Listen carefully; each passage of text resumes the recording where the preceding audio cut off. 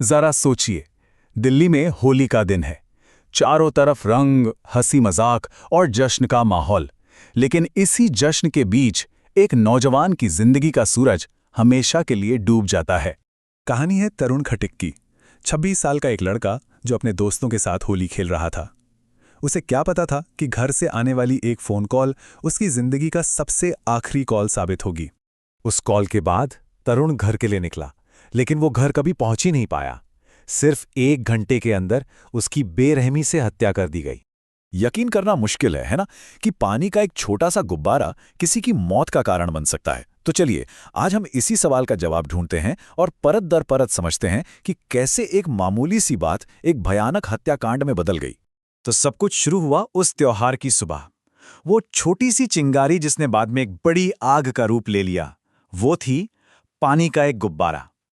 अब देखिए, होली का मतलब ही है मौज मस्ती। लोग एक दूसरे पर रंग डालते हैं, पानी फेंकते हैं, और कोई भी इन बातों का बुरा नहीं मानता।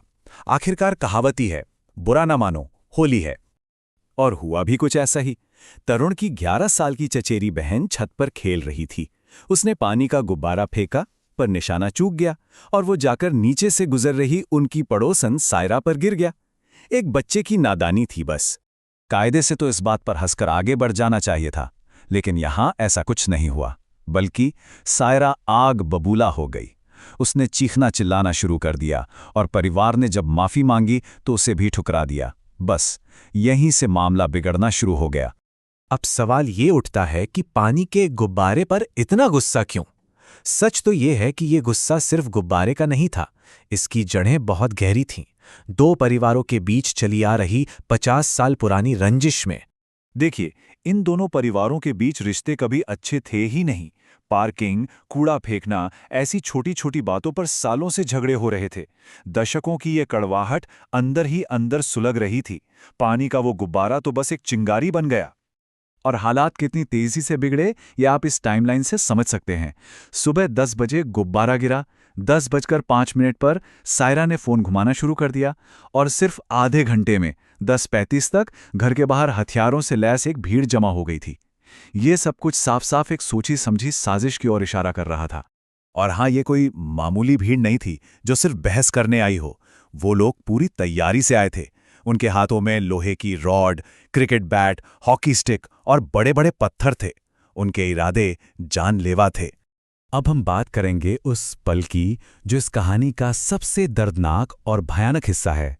कैसे हमलावरों ने तरुण को फंसाने के लिए एक जानलेवा जाल बुना, और कैसे एक बेटे का अपने परिवार को बचाने का फर्ज ही उसकी मौत का कारण बन गया।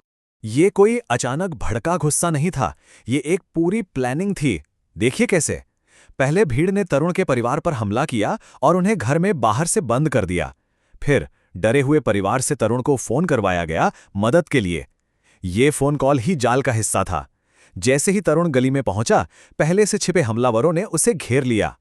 और जो बात इस घटना को और भी ज्यादा खौफनाक बना देती है, वो ये है कि तरुण के माता पिता मेमराज और सुनीता घर के अंदर बंद थे और अपनी आंखों के सामने अपने इकलौते बेटे को मरते हुए देखने के सिवा कुछ नहीं कर सकते थे। सोचिए, उन पर क्या बीती होगी। अगले दिन जब अस्पताल में तरुण की मौत हो गई, तो ये खबर आग की तरह फैल गई। पूरे शहर में गुस्सा था।